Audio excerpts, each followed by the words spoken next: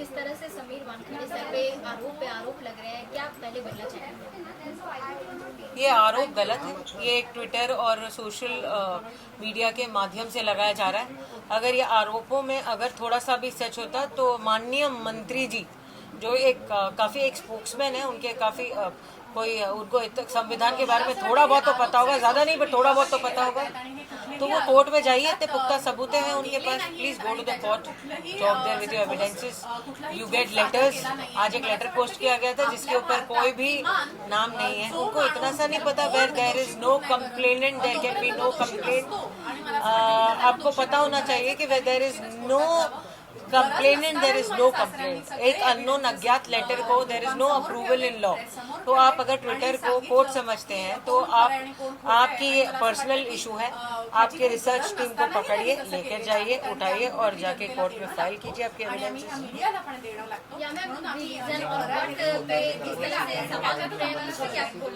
I can't hear you, I can't. ये बड़ा ही शर्मनाक किस्सा है कि कोई भी उठा के कोई भी इंसान किसी भी बेटी को, बहू को, पिता को, मृत्यु माँ को आप कुछ भी बोल रहे हो, अनाप शनाप बक रहे हो। You are at a post, you should respect women, you should respect somebody's बहू, you should respect somebody's daughter, you should respect somebody's father. आपको इस बात का एहसास होना चाहिए बेसिकली कि आप इतने बड़े पोस्ट पे हो, आपकी भी बहू बेटियां डेफिनेटली जरूर है, तो आप उनको सोच आप मैंने उनको तो कभी नहीं देखा ये सवाल और जवाब के माध्यम से। तो आप उनकी बहू बेटियों के उनके भी पिक्चर्स होंगे, उनका भी कोई कुछ होगा, तो आप सोचिए इतने गिरा हुआ काम करना, ये तो मुझसे नहीं होगा। I will never do that to you. I will personally say that आप बहुत रिस्पेक्टेड इंसान है, आप अपनी क्लास में चलिए। आपका क्या इरादा है मुझे तो समझ नहीं आती है, but you are definitely creating a false image, definitely you are tarnishing name of a woman. आपने एक बैठे बैठे एक क्रिमिनल लॉयर को, एक लॉयर है जो औरतों के लिए लड़ती है, उसकी सेफ्टी के लिए लड़ती है, एक औरत है जो केसेस लेती है, आपने उस औरत को डॉन बोल दिया। आपने एक संविधान के इंसान को डॉन बोल दिया। मतलब आप कितने गलत हो सकते हो। आपने वो नहीं चला तो आपने गलत ट्वीट कर दिया जहाँ दुबई बोला गया। आपको पासपोर्ट चेक कीजिए। आप एक ब्यूरोक्रेट, एक ऑफिसर के ऊपर इल्जाम लगाने से पहले आप अपने वेरिफिकेशंस कीजिए। आप सुबह सुबह उठ के कोई भी माध्यम से किसी को कुछ नहीं बोल सकते। आप गलत हो इस मामले में। It is morally, ethically and principally wrong whatever you are going, and it is even legally wrong to do that. आप कोई भी माध्यम से कोई भी चीज आप एक 75 इयर्स ओल्ड के एक्स पुलिस मैन को आप गलत सर्टिफिकेट, बोगस सर्टिफिकेट बनाने का इल्जाम दे रहे हो। आप एक ऑनेस्ट ऑफिसर को सिर्फ ड्रग्स पकड़ने का काम कर रहा है, उसके ऊपर आपने इतने बुरे इल्जाम लगाए, जिसने अपनी जान पर खेलकर डोंगरी में जिनके ऊपर इतनी सारी आफतें आई थी, जिन्होंने अपनी जान को रिस्क पे रखकर जो ये रैकेट काम करते हैं, तो आपने उसको नहीं देखा और आपने ये सब चीजें, why is this divorce and why is this certificates and why is this religion and political background related with drugs. ये कहाँ तक की कनेक्शन इनका, मेरे को नवाब मलिक जी जवाब दीजिए, ये तीनों का कनेक्शन कहाँ मिलता है?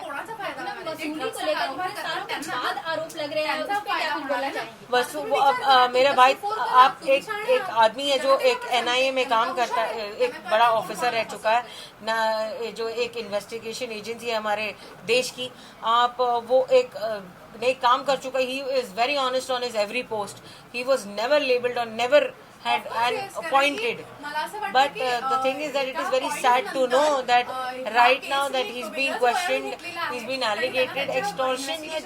लिया होता तो वो अब तक जेल में क्यों होता है? It's a very sensible बात। As a lawyer I'm saying this, as a personal lawyer, कि अगर ये सब बात हो जाती तो कोई बेचारे अब तक वो बेचारा बच्चा जेल में क्यों होता? I'm just talking normally, like you know, as a normal lawyer।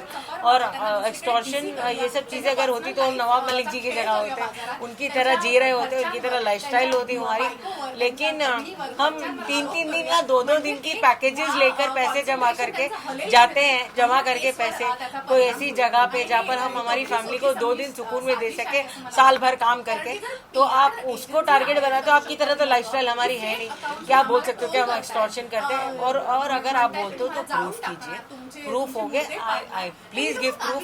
Twitter court नहीं है, please go to the honourable court, there संविधान है हमारे लिए, प्लीज जाइए वहाँ बात कीजिए, वहाँ जवाब दिया जाएगा। या मैम, जिस तरह से धमकियां मिल रही हैं उसके बारे में क्या कुछ बोलना चाहेंगे? अभी तक कुछ भी नहीं पता चल रहा है कि सही है गलत है, आप जिस तरह से बोल रही है धमकियों के बारे में क्या कुछ बोलना चाहेंगे? आई एम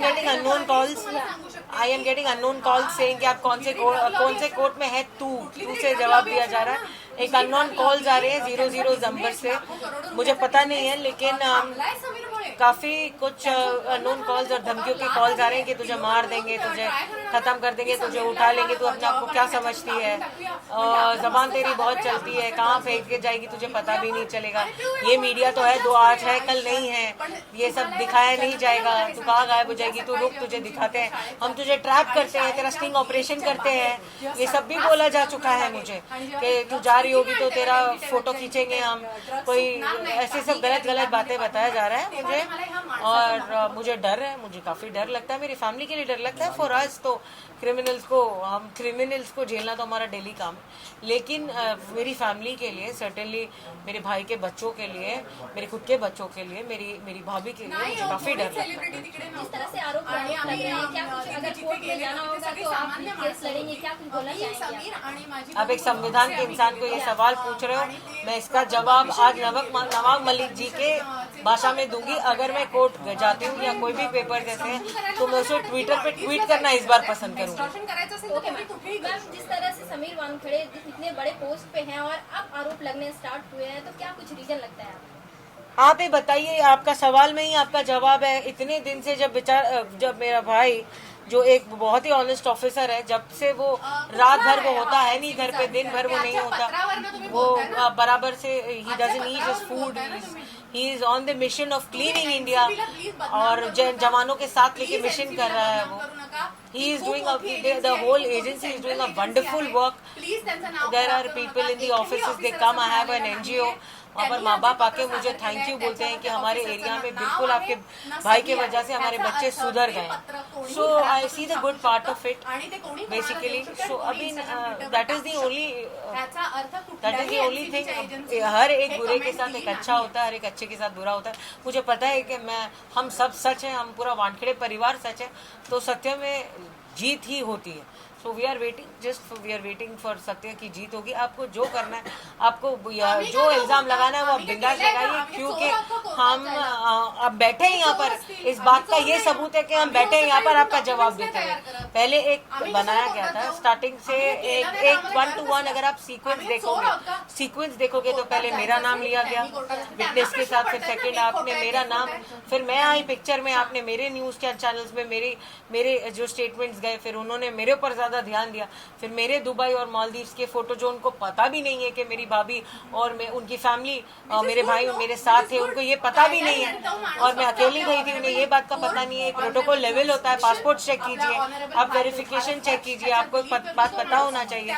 तो बेसिकली आपको कुछ भी मालूम नहीं है और आप इल्जाम पे इल्जाम लगा रहे हो। फिर थर्ड आपने मेरे डैडी के ऊपर इल्जाम लगाया था सीक्वेंस आगे, आपका कास्ट बुरा है, आप बोगस इंसान हो। जो इंसान 75 ईयर्स का है, जो एक एक्स पुलिस ऑफिसर रह चुका है, आप इनडायरेक्टली बोल रहे हो कि पूरा सिस्टम फेलियर है। ये आपने the whole system has kept my brother and given him such a post.